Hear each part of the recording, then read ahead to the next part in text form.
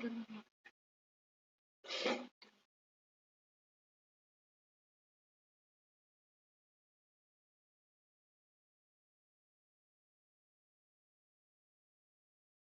देश है। यहाँ हर धर्म के लोगों को रहने का अधिकार है। लोग अपनी मर्जी से धर्म बदल भी सकते हैं और उसकी प्रैक्टिस भी कर सकते हैं। पर इसी बीच हमारा देश उलझा हुआ है। जो धार्मिक जो मसले हैं उससे हमारा देश बाहर ही नहीं निकल पा रहा।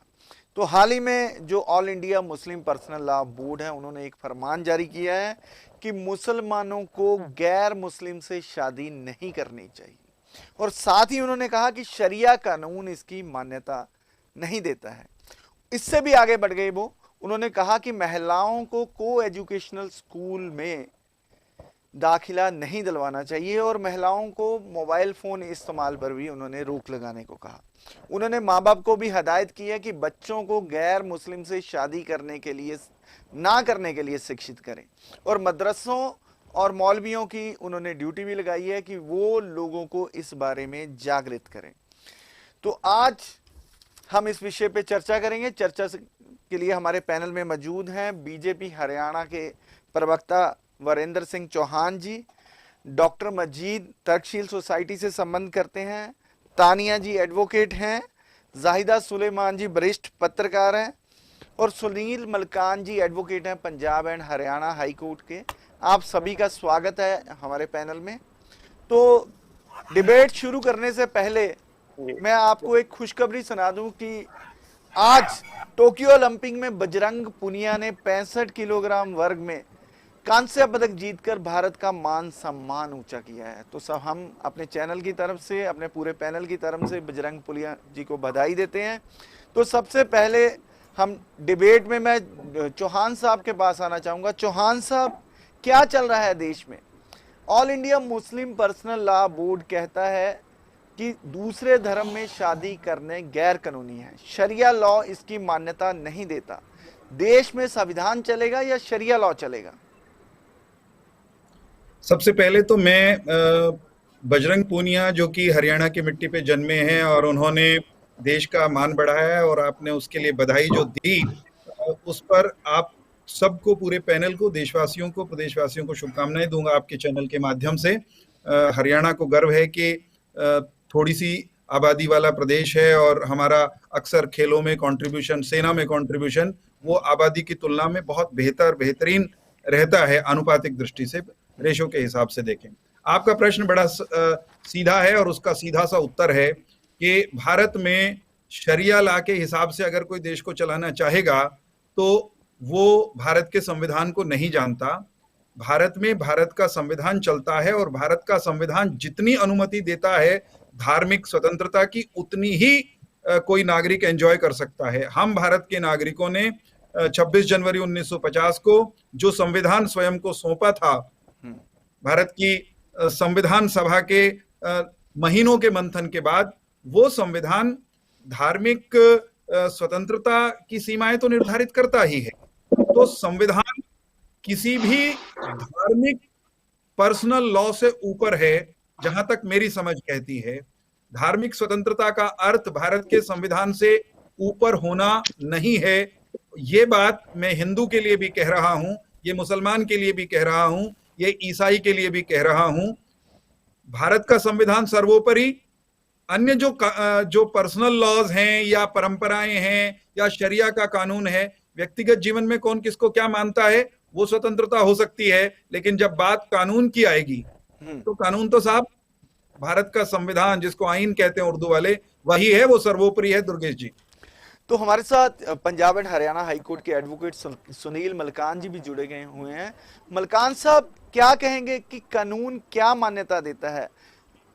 हाँ, सुनील मल्लन जी, क्या मान्यता देता है जो भारत का संविधान है? क्या कहता है अगर कोई हिंदू मुस्लिम से शादी करना चाहता है, मुस्लिम हिंदू से या अन्य किसी धर्म से शादी करना चाहता है, तो क्या ऐसा कोई प्रावधान है या मुस्लिम पर्सनल लॉ बोर्ड की चलेगी? सर जी, मुस्लिम पर्सनल लॉ बोर्ड ने पहली लाइन बोली है कि marriage between Muslim and non Muslim is religiously wrong. तो ये लॉ तब लागू होता है जब कोई लड़की मुसलमान हो और हिंदू लड़के से या नॉन मुस्लिम से शादी करना चाहती हो, पर अगर कोई मुस्लिम लड़का नॉन मुस्लिम से शादी करना चाहता है, तब इनका ये कानून कहाँ जाता है?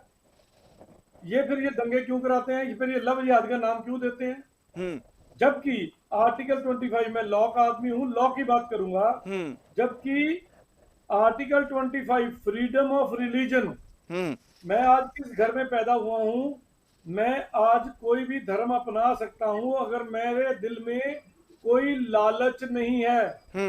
फर्ज के साथ साथ मुझे मेरे अधिकार, दोनों चीजें बतानी है। कल अधिकार नहीं बताना, फर्ज भी बताना है।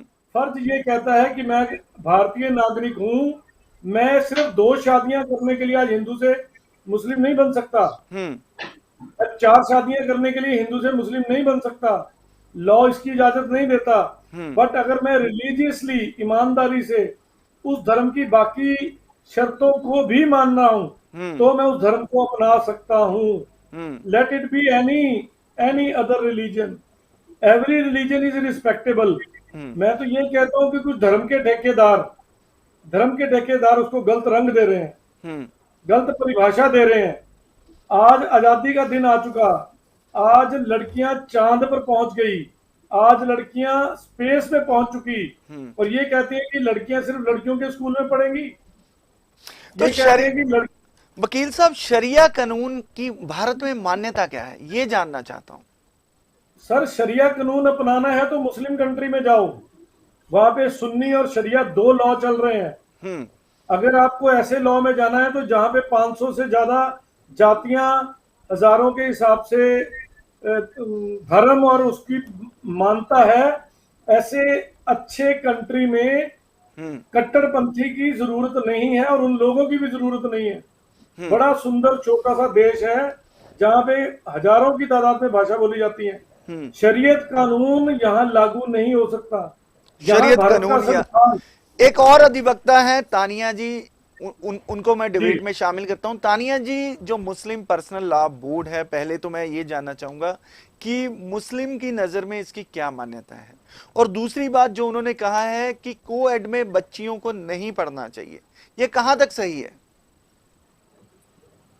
देखिए, सबसे पहले तो जब बात करेंगे कि शरिया लॉ, तो शरिया लॉ को अगर हम एक्सेप्शन भी रखते हैं तो बहुत ऐसी रिलीजियस लॉज हैं और बहुत ऐसी अमेंडमेंट्स हुई हैं और ऐसी बहुत फोर्सफुल मैरिजेस हुई हैं जो मुस्लिम लॉ अगर हम देखते तो उसके अगेंस्ट चलता। पर अगर हम मुस्लिम लॉ नहीं देखते, अगर हम कहते हैं कि हम मुस्लिम लॉ की बात कर रहे हैं, तो वो आ जाते कि आप अपनी मुस्लिम कंट्री में क्यों नहीं जाते, आप वहां पे क्यों नहीं जाते जहां मुस्लिम्स की मेजॉरिटी है। बट अगर किसी लड़की का फोर्सफुली मैरिज होती है किसी और रिलीजन में, तब आपकी आवाज कहाँ जाती है? तब आप आवाज क्यों नहीं उठाते कि फोर्सफुल मैरिजेस नहीं होनी चाहिए? Sir, it's my time, I will speak right now. जब हम बात करते हैं, एंड सेकेंडली आपने ये बात की है कि हमें कॉन्स्टिट्यूशनल राइट्स मिले हैं, I agree with that, we are having constitutional rights, पर तब कॉन्स्टिट्यूशन कहाँ जाता है जब मुस्लिम्स पे कोई अटैक होता है। आज शरिया कौन से अटैक की बात कर रहे हो? ब्रीफली भारत के कॉन्स्टिट्यूशन ने आपको जो अधिकार दिए हैं, कॉन्स्टिट्यूशन उनकी पूरी भी करता है। 1992 में कश्मीर से सारे पंडितों को निकाला गया। चौहान साहब, एक एक करके तानिया जी को बात पूरी करने दीजिए। ये किस तरह की बातें कर रहे हैं? कौन सा अत्याचार हो गया मुसलमानों के ऊपर? तो बताइए तानिया जी। कश्मीरी पंडितों पे जो अत्याचार हुआ 1992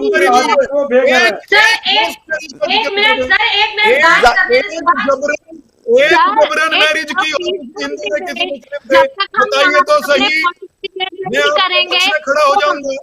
तानिया जी, उन्होंने पूछा अब एक मैरिज आप बता दीजिए जो जबरन हुई है, वो कहते मैं आपके हक में खड़ा हो जाऊंगा। तो अगर I'll explain an incident, but उसमें कोई भी सबसे पहले इंटरवीन नहीं करेगा। पहले मैं अपना एक पूरा इंसिडेंट आपको समझाऊंगी। कश्मीर में एक इंसिडेंट हुआ जिसमें कहा गया कि 2 मुस्लिम लड़कों ने फोर्सफुली रिलीजन कन्वर्जन कराई, उस टाइम पे सोशल मीडिया पे मैंने उन 2 लड़कों के बारे में गलत कहा कि अगर उन्होंने 2 लड़कियों का धर्म परिवर्तन कराया है, उन लड़कियों को मुस्लिम रिलीजन में कन्वर्ट कराया है, तो वो दोनों लड़की गलत है। बट इन केस अगर वो रिलीजन कन्वर्जन फोर्सफुल नहीं होगी तो मैं उन लड़कों के अगेंस्ट नहीं जाऊंगी। जब इस टाइम पे ये कहा गया कि वो लड़की गलत है, इस टाइम पे सभी आवाज उठाई कि उन लड़कों ने फोर्सफुली रिलीजन कन्वर्जन कराई, मैं उसके भी अगेंस्ट थी, मैंने उन लड़कों के बारे में कहा। जब एक लड़की ये बोलती है, मनमीत और मनमीत में से एक लड़की का ये सामने आती है, उसकी वीडियो सामने रिलीजन कन्वर्जन नहीं हुआ है, मैंने अपनी मर्जी से रिलीजन कन्वर्ट किया है, तो उस टाइम पे हम सब उस टाइम पे आवाज क्यों नहीं उठाई कि जब हमने मुस्लिम लड़कों को गलत कहा था तो उसमें एक मुस्लिम लड़का गलत नहीं था।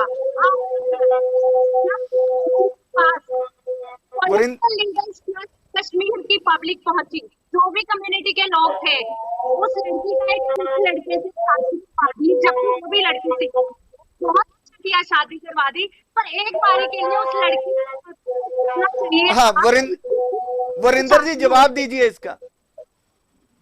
मुझे सिर्फ एक बात कहनी है और मैं सचमुच वकील साहिबा के सुर में सुर मिलाने के लिए तैयार हूं अगर इनके धार्मिक नेता भी यही बात कह दें।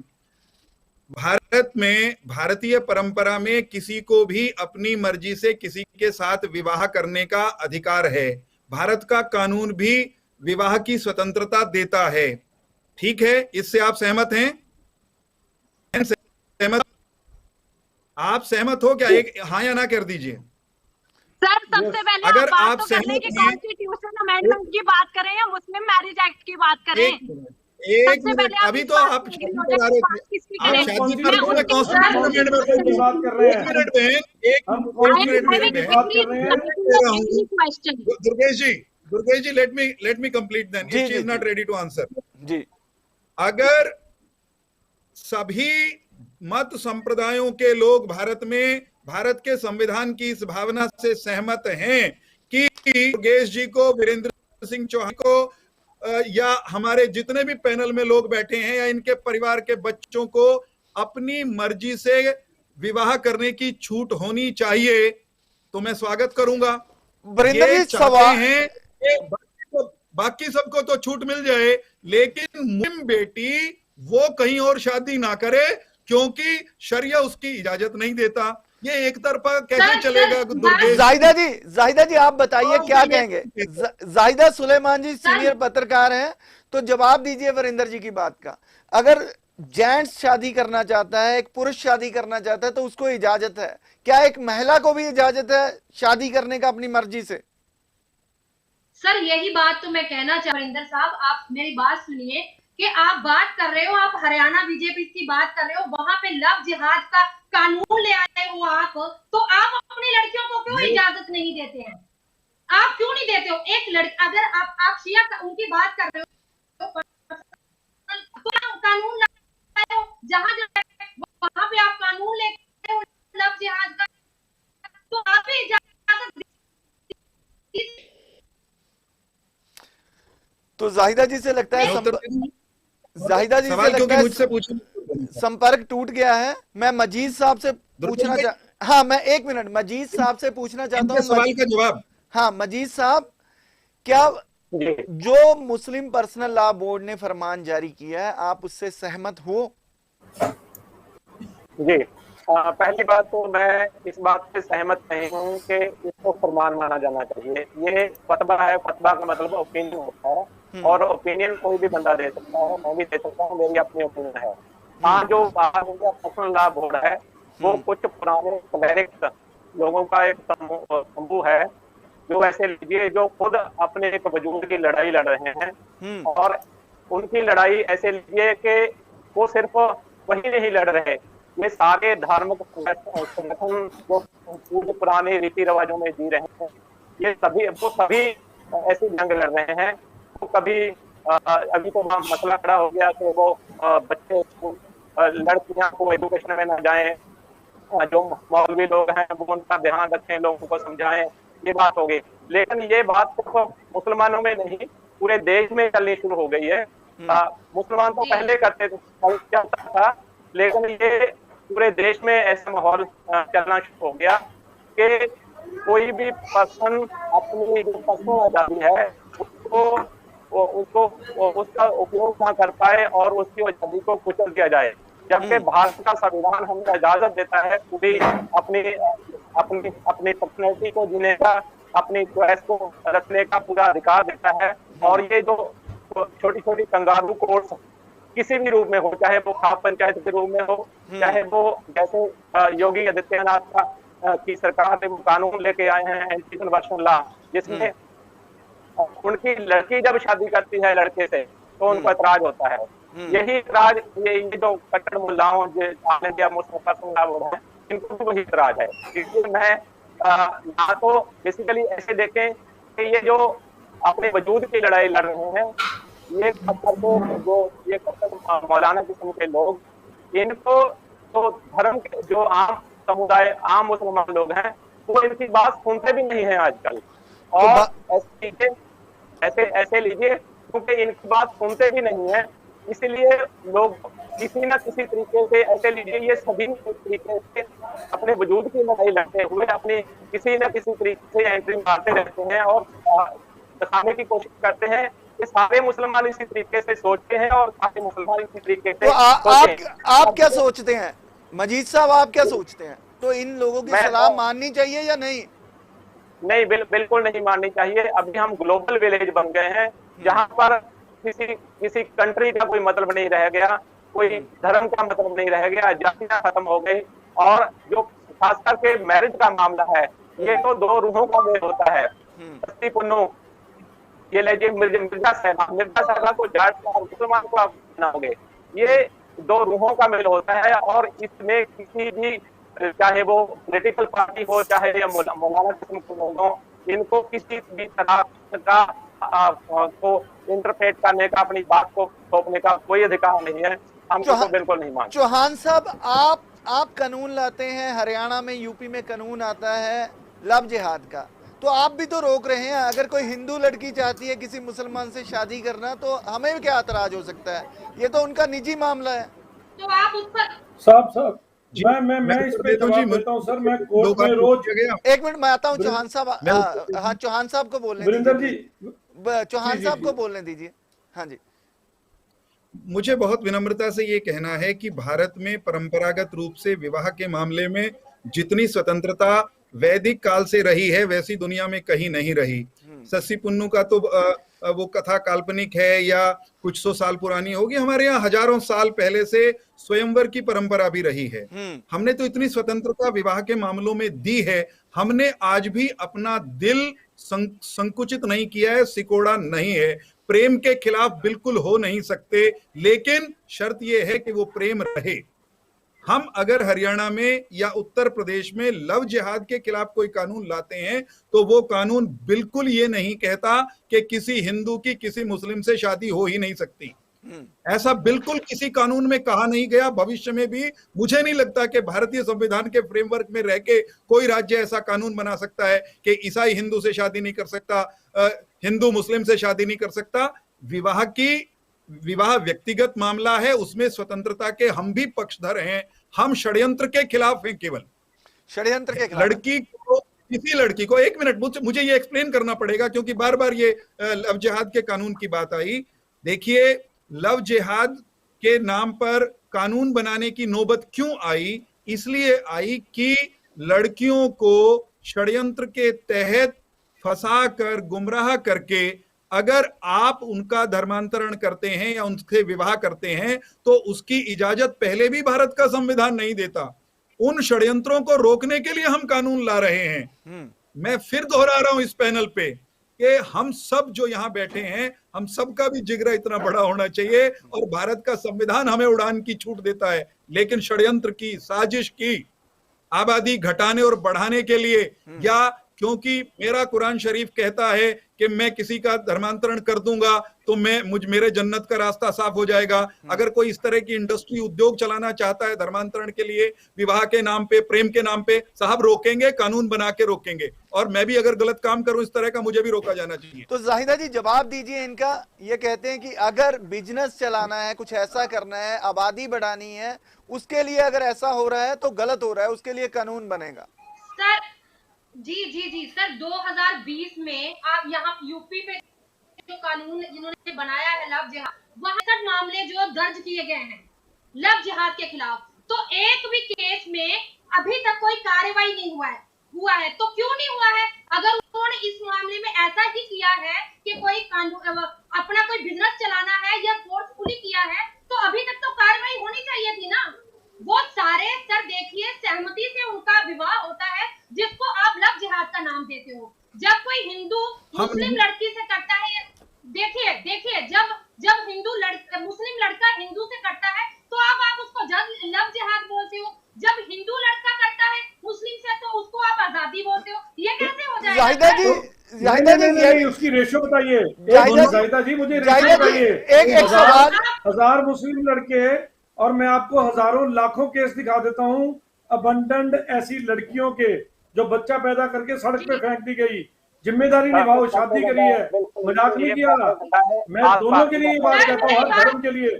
ऐसी हिंदू लड़कियां जिन्होंने, मुस्लिम लड़कों ने जिन्होंने शादी करी, लाखों केस अभी डाटा निकलवा देते हैं, आपको पता लग जाएगा। वर्सेस आप बताइए कितने हिंदू लड़कों ने मुस्लिम लड़कियों से शादी कराई और उनको अबंडन किया है। आज भी वो अपने घर में सही सलामत है, उनको राइट दिया जा चुका है। कोई लाख में एक केस खराब हो सकता है, बट मैक्सिमम मुस्लिम लड़कों ने मुस्लिम लड़कों ने और मोर ये कहलाता है हिंदू लड़के लड़कियों क्यों कर रहे हैं? एक करके बोलिए, एक करके। अगर आपका शरीयत का कानून ये लागू नहीं करता, अपने लड़कों को लगाम डालिए। जाहिदा जी, लगाम डालिए। अगर शरीयत का कानून इजाजत नहीं देता, मैं बोल रहा हूँ, मेरे पास लाइसेंस है बोलने का। जाहिदा जी मैं बोलूंगा। एक मिनट मल्लन साहब, एक मिनट जाहिदा जी से जवाब ले लेते हैं। हाँ जी जाहिदा जी बोलिए।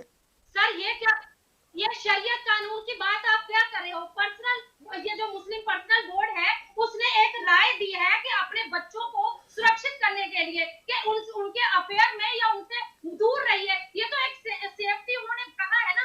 इसमें लव जिहाद की बात आ गई सर। ऐसी गलत राय भी क्यों दे इतना बड़ा बोर्ड?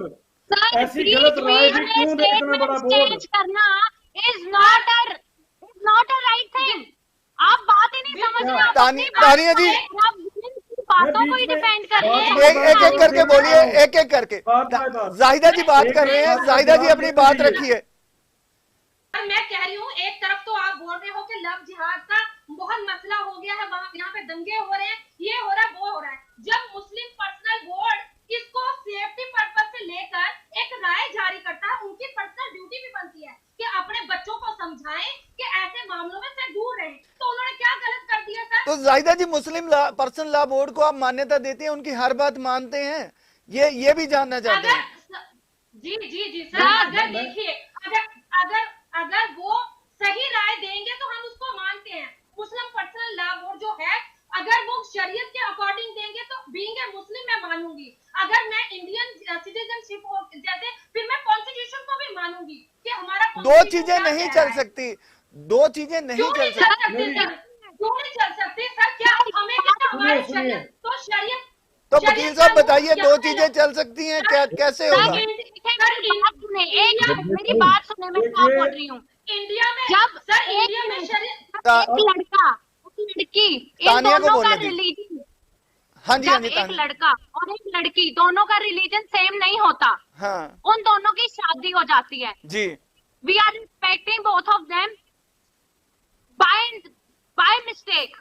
कुछ भी दोनों में कोई भी प्रॉब्लम होती है तो वो दोनों एक दूसरे एक दूसरे को टारगेट नहीं करते, एक दूसरे इंसान को टारगेट नहीं करते, वो एक दूसरे के रिलीजन को टारगेट करते हैं।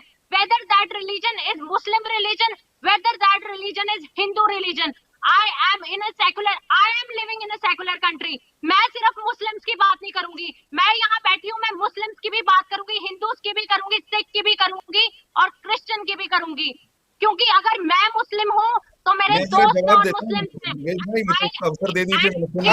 हाँ जी चौहान साहब, हाँ जी तानिया जी चौहान साहब को उत्तर देने दीजिए। हाँ जी चौहान साहब। तानिया तबस्सुम जी का ताल्लुक कहाँ से, कौन से स्टेट से हैं? पंजाब से हैं, मलेरकोटला से। अच्छा तानिया जी, सेकुलर स्टेट हिंदुस्तान और सेकुलर स्टेट हिंदुस्तान में 370 की छतरी के नीचे कश्मीर की महिला या बेटी जब हरियाणा के किसी छोरे से शादी कर लेती थी लीगल तरीके से, कॉन्स्टिट्यूशनल तरीके से, सेकुलर स्टेट में उसको परिवार की संपत्ति से बेदखल कर दिया जाता था। थी कभी आपका रिलीजन ये कह रहा है, या आपके रिलीजन के ठेकेदार पर्सनल लॉ बोर्ड वाले ये कह रहे हैं कि लड़कियां गैर मुस्लिम से शादी ना करें, उनको मोबाइल ना दें, उनको केवल एक तरह के या जो यूं कहिए कि लड़कियों के स्कूलों में या मदरसों में पढ़ाया जाए। जब इस तरह की प्रतिगामी पिछड़ेपन से भरी बात कोई धार्मिक इदारा कहता है, हे सेकुलर बहना जरा मुंह तो खोलो, बेटियों के साथ इस तरह का भेदभाव जमाने में होगा क्या? हाँ जी मुंह खोलो बहनों के पक्ष में, मुंह खोलो बेटियों के पक्ष में। मल्लन साहब आता हूँ आपके पास। तानिया जी एक मिनट, जाहिदा जी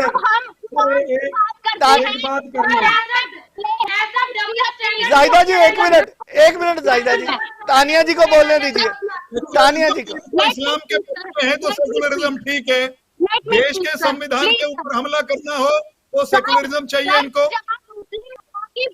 तो मैं मुस्लिम लॉ ही लेट मी माय पॉइंट, हाँ जी talk about my point. Quran पाक की सूरे अज़ाब में सबसे पहले मर्दों को ये नसीहत की गई है कि अपनी निगाहें नीचे रख के चलो। उसके बाद लड़कियों को ये नसीहत की गई है कि अपने ऊपर एक ऐसी चादर ओढ़ लो कि तुम्हारे वो चादर तुम्हारे जिस्म को ढके और जिससे कि तुम्हारा जिस्म विजिबल ना हो। आप मेरी बात समझें कि इस्लाम में सबसे पहले मर्दों के लिए हुक्म आया नजरे निगाहें नीचे रखने का, पर्दा करने का हुक्म पहले मर्दों को दिया फिर औरतों को दिया। सर हम सिर्फ अपनी लड़कियों को नहीं समझा रहे, हम अपने मर्दों को भी समझा रहे हैं। हम अपनी कम्युनिटी की लड़कियों को जितनी बातें समझा रहे हैं, हम अपनी कम्युनिटी के मर्दों को भी उतना ही समझा रहे हैं कुरान के हवाले से।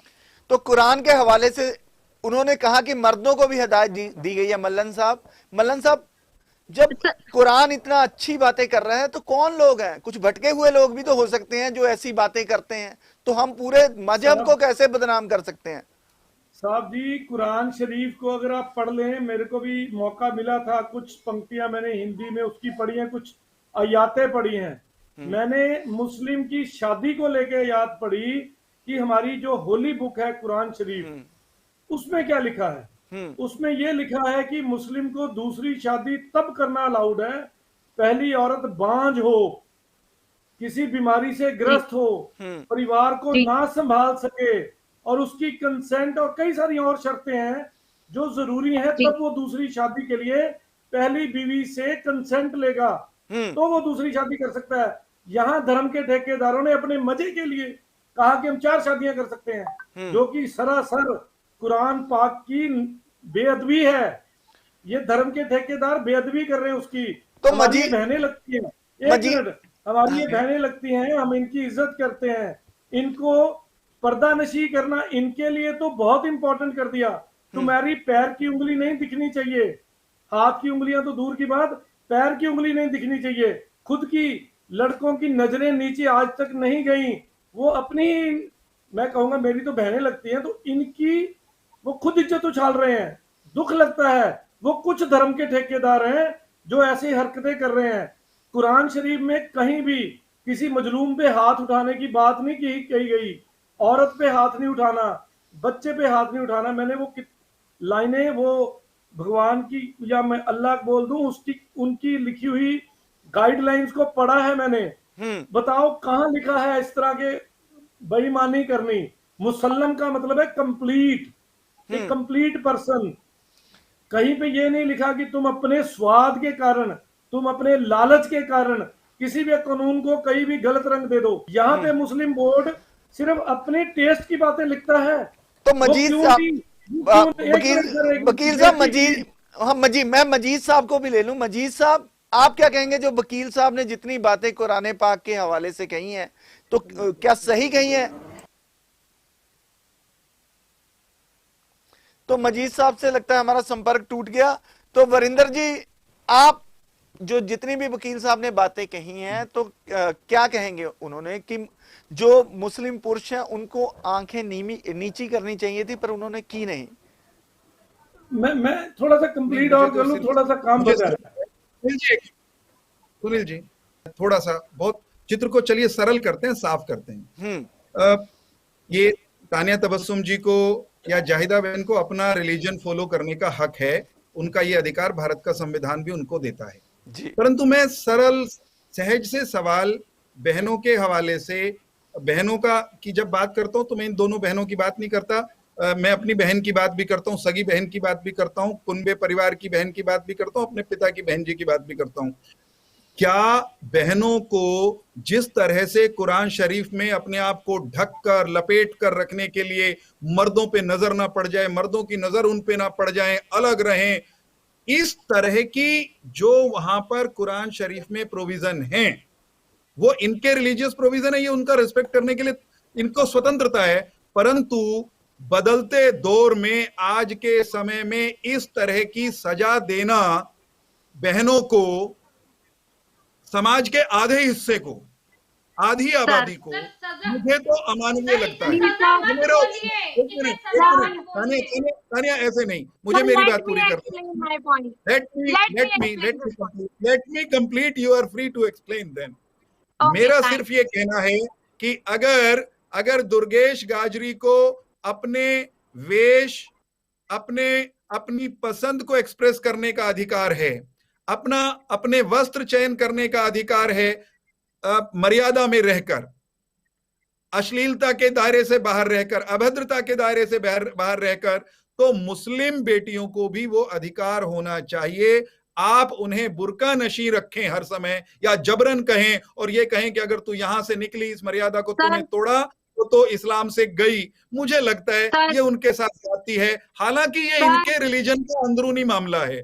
मेरे देश का कॉन्स्टिट्यूशन, मेरे और जाहिदा जी के देश का कॉन्स्टिट्यूशन भारत की हर बेटी को कुछ अधिकार देता है। वो अधिकार दुर्गेश गाजरी और सुनील जी जितने ही हैं, बराबर के हैं, बराबर में उनको खड़ा होने का हक है। ये मुस्लिम बेटियों को भी मिलना चाहिए। गड़बड़ हो रही थी, इसलिए 3 तलाक का कानून लाना पड़ा। कुरान शरीफ का नाम लेकर या रिलीजन के नाम पर मानवीय अत्याचार करने का, करने का, हलाला जैसा गैर इंसानी प्रैक्टिस को डिफेंड करने का राइट भारत का कॉन्स्टिट्यूशन को नहीं देता। हम अलाउ नहीं कर सकते साहिब। आपका ऑडियो मुझे नहीं मिल रहा है। Durgesh ji, audio, your voice is like being cut. You are not audible to us.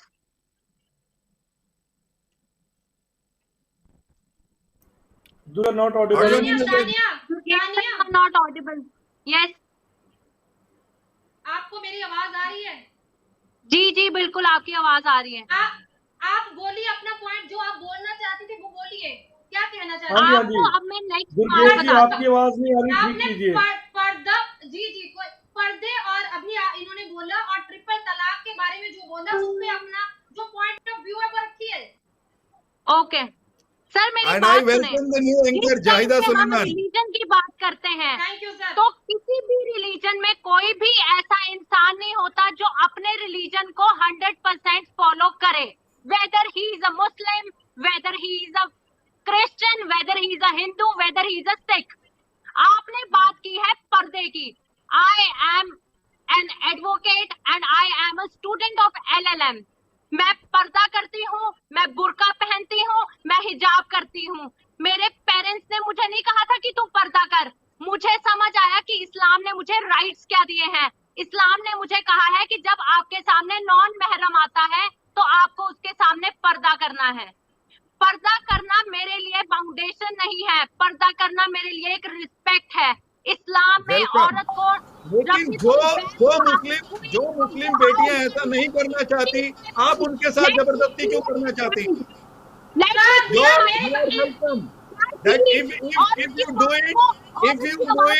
आवाज आ रही है जी मेरी? It is welcome. तो तानिया जी जो एक करके जाहिदा जी एक करके तानिया को बोलने दीजिए, तानिया जी बोलिए। सर जिस टाइम पे जो भी बोलेगा दूसरा इंसान उसमें इंटरवीन नहीं करेगा। बिल्कुल बिल्कुल। हाँ, क्योंकि किसी को कोई आवाज सुनती नहीं है तो सारा कुछ होच पोच हो जाता है। एक एक करके बोलिए Tania ji. Please let us speak. Sir एक मिनट।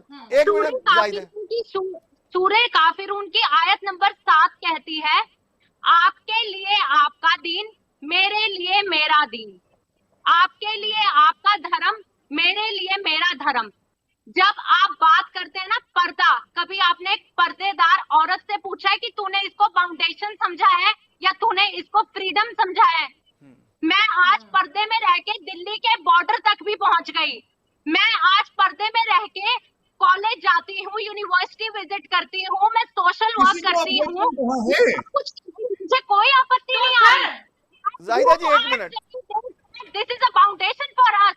पर्दा is not a foundation for us. नहीं, फाउंडेशन नहीं है तानिया जी, फाउंडेशन नहीं है, पर जो महिलाएं नहीं पहनना चाहती, जो नहीं पहनना चाहती। मेरी बात सुनिए सर। हाँ बोलिए सर, जो मेरी बात सुनिए, मैं भी यहाँ पे कुछ कहना चाहती हूँ सर। हाँ बोलिए जाहिदा जी। चौहान साहब से कह रही हूँ, मैं पर्दा नहीं करती सर, मैं जीन्स भी पहनती हूँ। तो कौन से धार्मिक, जो आप जिन धार्मिक मौलानाओं की बात करते हो, उन्होंने कब मुझे बाहर निकाल दिया? कब कह दिया कि जाहिदा सुलेमान मुसलमान नहीं है? किसने मुझे रोका है? मैं मलेरकोटला में भी जाती हूँ, वहाँ मुझे तो कोई नहीं कहता। हाँ, ये अलग बात है कि सब नेता होते हैं सर, वो समझाते जरूर हैं, वो आपकी अपनी मर्जी पे होता है। जिस दिन मुझे लगेगा कि हाँ मुझे भी करना चाहिए, मैं भी करूंगी। ये आप लोग बैठ के थोड़ी ना तय करेंगे पर्दा। लड़कियां जो करती हैं, चौहान साहब फ्रीडम होनी चाहिए ना। इसका जवाब फ्रीडम है, मुझे फ्रीडम है सर। मैं उत्तर दे दूं ना आपको? जी बोलिए चौहान साहब। एक मिनट, चौहान साहब को सुन लेते हैं। इस कार्यक्रम के प्रारंभ से लेकर अब तक मैंने एक ही बात की वकालत की है, वो है स्वतंत्रता। अपने ढंग से अपने व्यक्तिगत जीवन के बारे में निर्णय लेने की स्वतंत्रता जी। वो स्वतंत्रता मुझको, आपको, तानिया जी को, जाहिदा जी को भारत का संविधान देता है।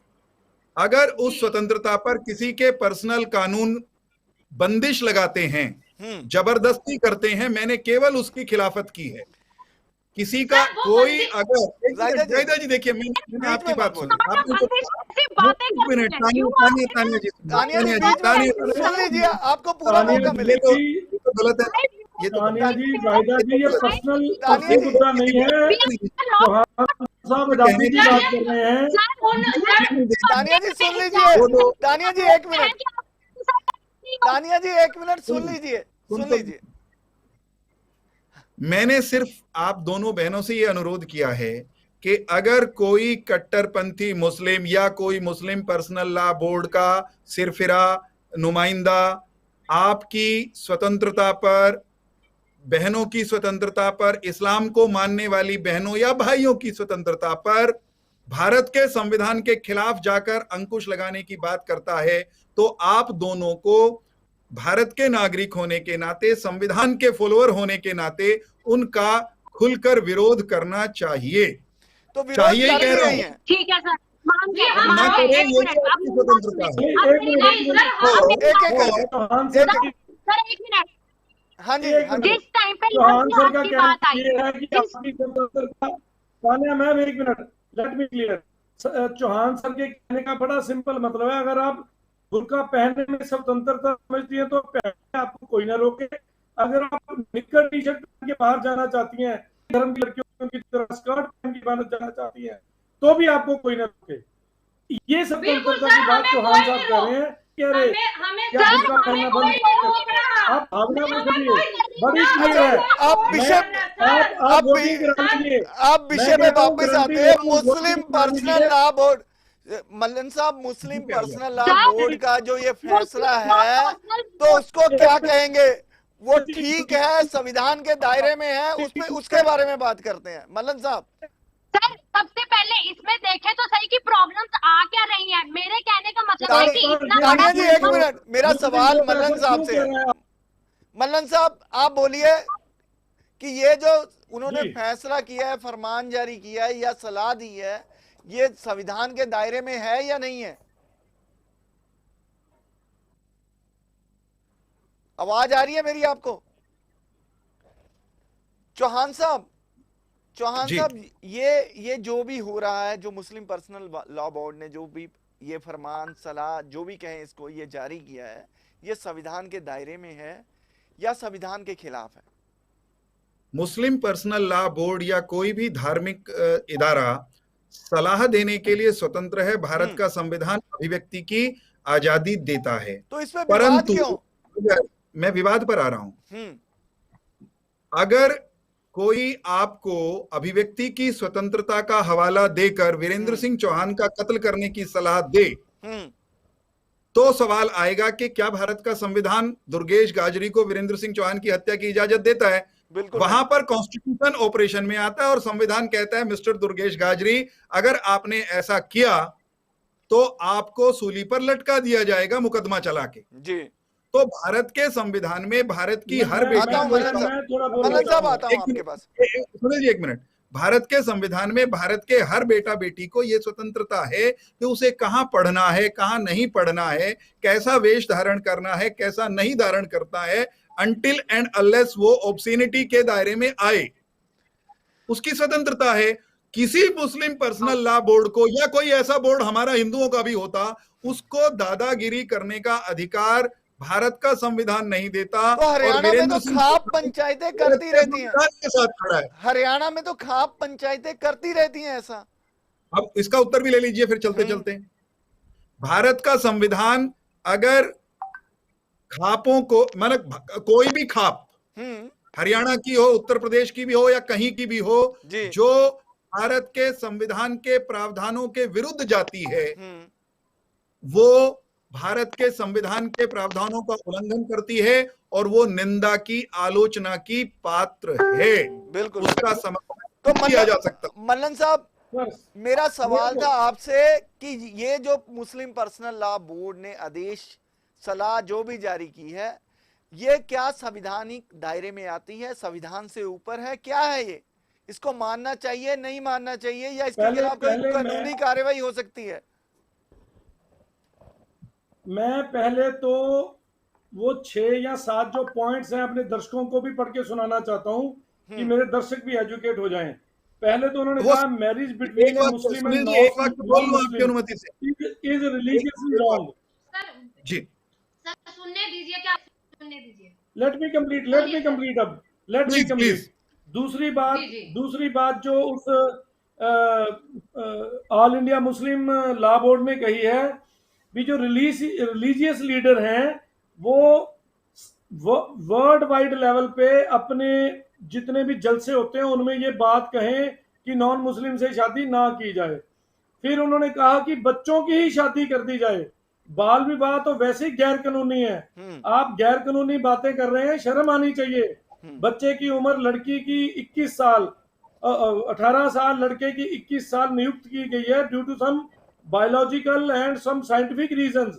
आप उसको तोड़ने की बातें कर रहे हैं। फिर कहते हैं सिर्फ गर्ल्स के स्कूल में पढ़ें।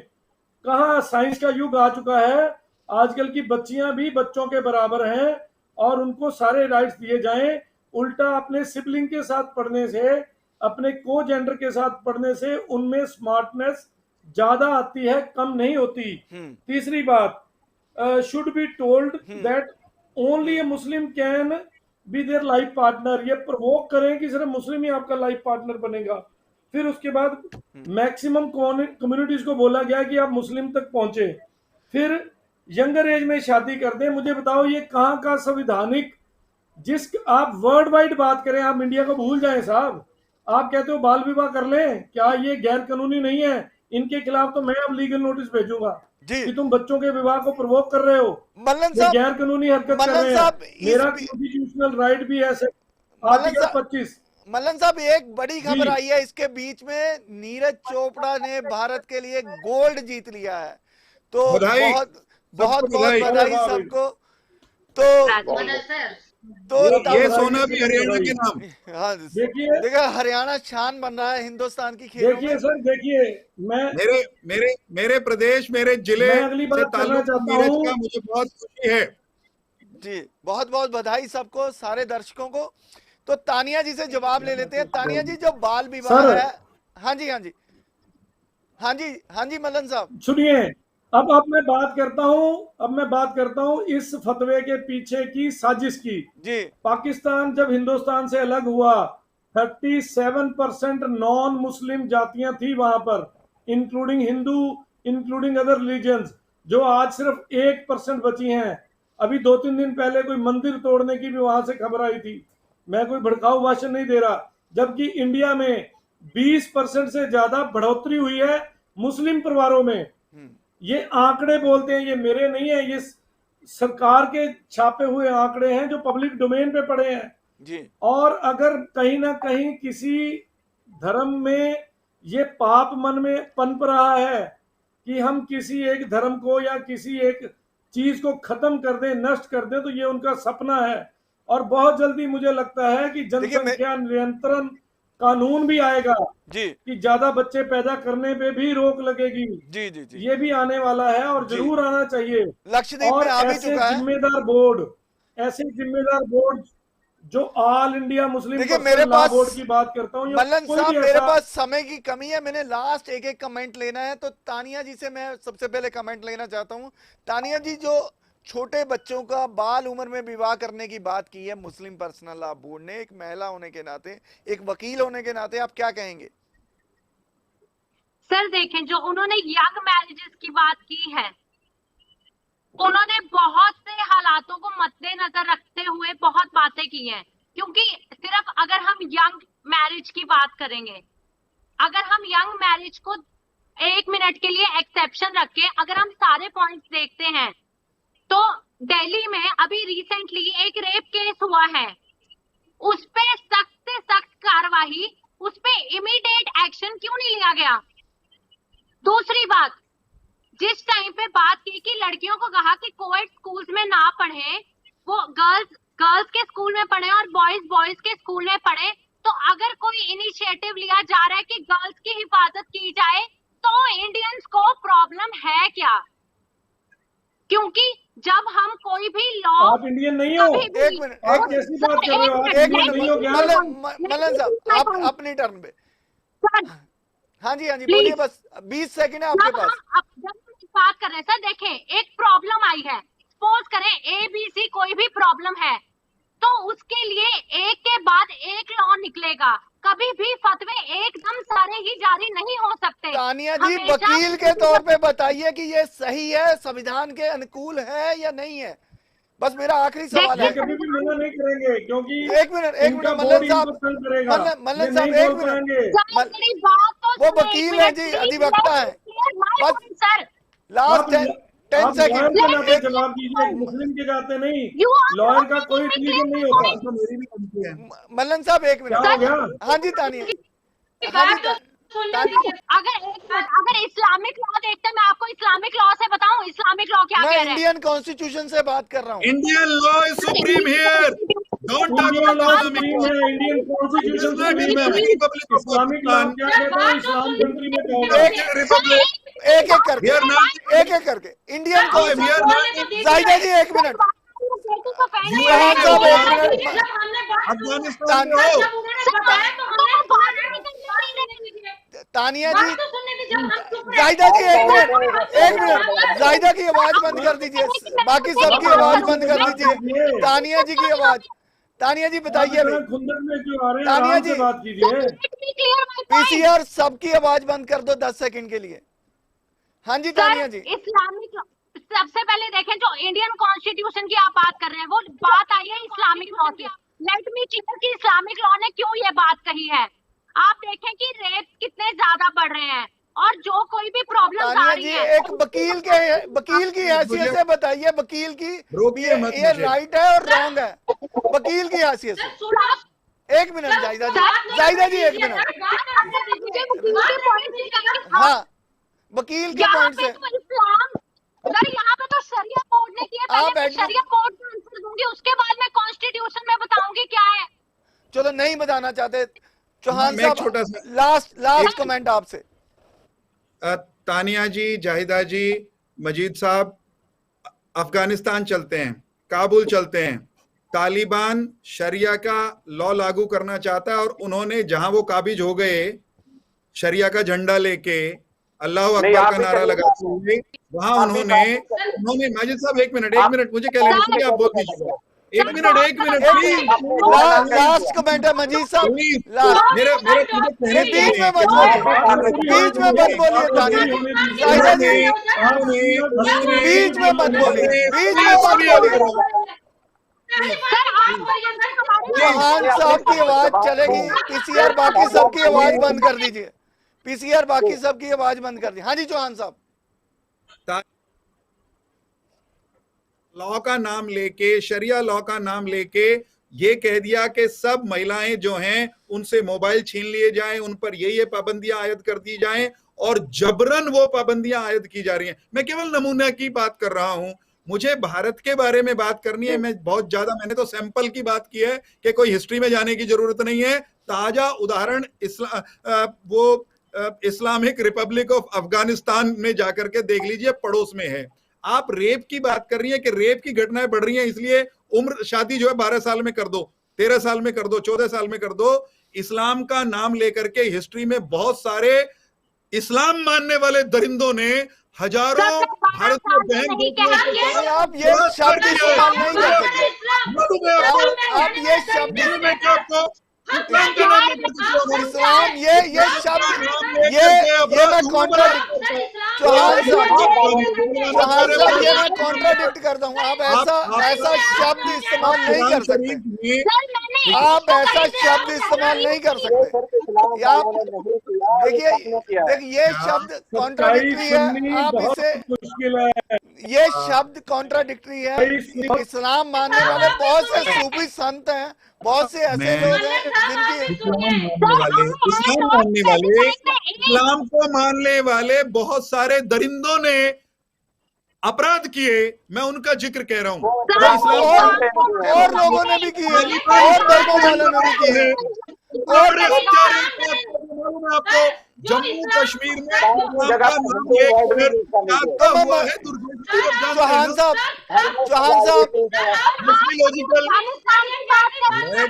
ये गलत बात है।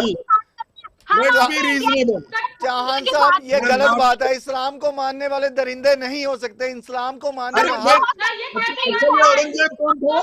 औरंगजेब एक पर्सन था, एक पर्सन था। पर्सन क्या होता है? He was a ruler, he was an Islamic proponent, और इनसे कहलवाइए कि औरंगजेब दरिंदा था, मान लूंगा। देखिए हम विषय में केंद्रित रहेंगे, हम विषय में। मजीद साहब आप क्या कहेंगे? मजीद साहब क्या बात कर रहे हैं?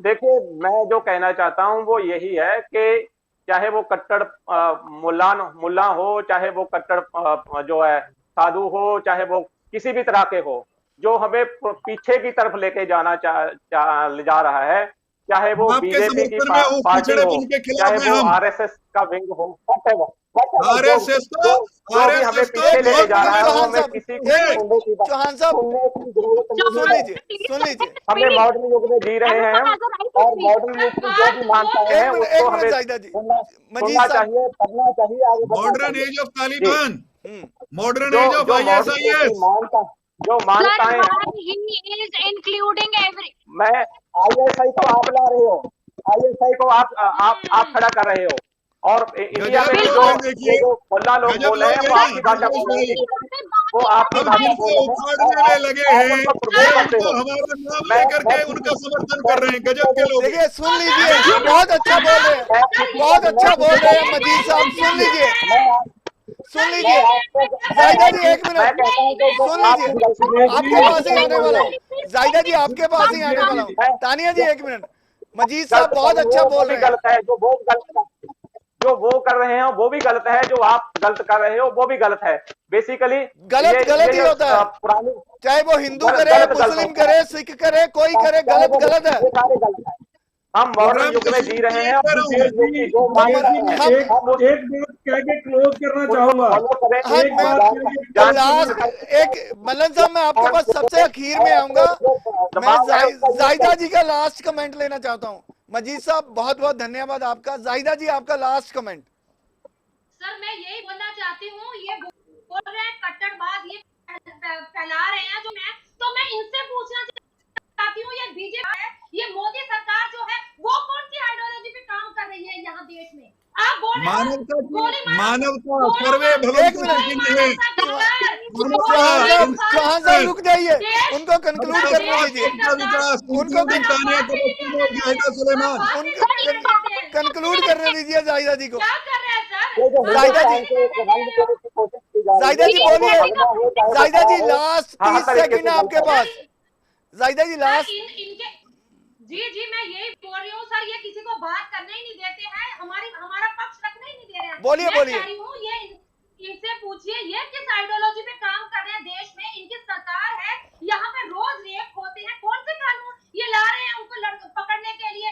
या फिर जो धार्मिक ये फैलाई जा रही है, कट्टरता फैलाई जा रही है, जो आरएसएस में हो रहा है, वो उसमें के लिए क्या कर रहे हैं आप? आपको आरएसएस का आर भी नहीं पता और कुछ भी बोले जा रहे हो। आपको मालूम है आरएसएस दुनिया का सबसे बड़ा संगठन है, नेशनलिस्ट संगठन है, सेवा के काम में लगा हुआ है, भारत की तरक्की के लिए काम करता है। गांधी की हत्या की वो आरएसएस की आपका मैं दावे के साथ कहता हूँ, मैं आपकी कुरान शरीफ के बारे में जानता हूँ। आप आरएसएस मल्लन साहब बाकी सबकी आवाज बंद कर दो। पीसीआर मल्लन साहब का लास्ट कमेंट। मल्लन साहब क्या कहेंगे आप? कंक्लूडिंग लास्ट 40 सेकंड आपके पास। जी सिंपल एक बात कहूंगा, भगवान ने, अल्लाह ने, गॉड ने, जीसस ने, जिसका भी नाम ले लो, उसने दो जात बनाई हैं, एक मर्द और एक औरत, और उनको भी प्यार करने का, मिलने का, अपने वंश को बढ़ाने का जरिया दिया है। और जो आदमी उस मर्यादा के खिलाफ जाता है, वो किसी भी धर्म का हो, वो उग्रवादी है, वो साजिशबाज है, और वो सिर्फ अपनी रोटियां धर्म के नाम पर उन पे सेकना चाहता है, और सिर्फ अपने लालच के कारण अगर फतवा निकाला जाए जो संविधान के, इंसानियत के खिलाफ हो, शर्म आनी चाहिए ऐसे घटिया धर्म के ठेकेदारों को, और जो कानून की इज्जत नहीं करते, चाहे किसी भी धर्म के हो, इज्जत नहीं करते, जो किसी भी धर्म के हो, कराना चाहते हैं। इसका मतलब आप उसकी 18 साल के बाद उसकी जो आजादी उसको संविधान ने दिया उसको छीनना चाहते हो, तो आप पाप कर रहे हो। जो यूपी गवर्नमेंट ने लॉ बनाया है, एक मिनट सर, मेरे लास्ट 10 सेकंड, एक मिनट, लेट मी कंप्लीट। ये आपका घर नहीं है जहाँ चोर बचाएंगे आप। उसने कहा है prohibition of unlawful religious conversion. उसने किसी भी धार्मिक को अनलॉफुल तरीके से बदलने से रोका है, ना कि हिंदू को मुस्लिम से शादी करने से, ना मुस्लिम को हिंदू से शादी करने से। उसने कहा है कि कोई अनलॉफुल शादी करे उसके लिए रोक, और उसके लिए ये चीज है। और उसमें ऐसा कहना कि छोटे बच्चों की शादी कर लो, शर्म से डूब के मर जाओ, ऐसे लोगों को शर्म कहता हूं, शर्म से डूब के मर जाओ। ऐसे लोगों को मजीद साहब आपका आखिरी कमेंट। मजीद साहब की आवाज रहने दीजिए। पीसीआर मजीद साहब, जो ये छोटे बच्चों की शादी की बात हो रही है, या मुस्लिम पर्सनल लॉ बोर्ड ने जो भी ये फैसला किया है, तो क्या कहेंगे इसके बारे में? तो लास्ट कमेंट आपका 40 सेकंड। देखिए, जो छोटे बच्चों की शादी की बात है, उसमें जो बड़ा रोल है वो है उनकी आर्थिकता का, उनकी सूझी का। जहां पर आर्थिक लोग तरीके से सही हैं, जहाँ पर ज्ञान है वहां पर एज ज्यादा होती है, गरीब लोगों में कम होती है। और जो ये इन लोगों ने कहा है ये बहुत घटिया बात है।